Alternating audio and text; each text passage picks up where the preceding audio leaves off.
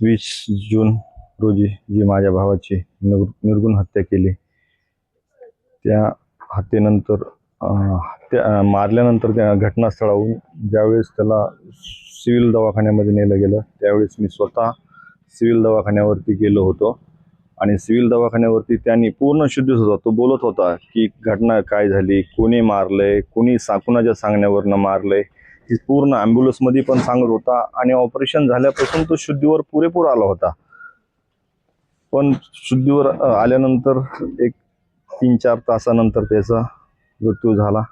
त्यांनी सगळा घटनाक्रम जो मला सांगितला होता, तो घटनाक्रम मी पूर्वनियोजित दिलाय.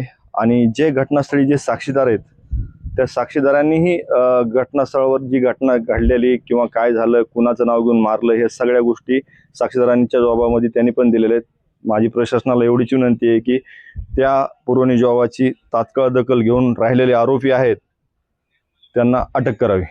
सांगितलंय ना मी, सौरभ सोनवणेचं मी जबाबादी सांगितलंय, आपल्या प्रसार माध्यमांनाही सांगितलंय किंवा जे माझी घटना झालेली माझ्या भावाने मला जे सांगितलंय ते मी जबाब दिलेलं आहे ना, त्याच्यावर तात्काळ अटक करून कारवाई करावी.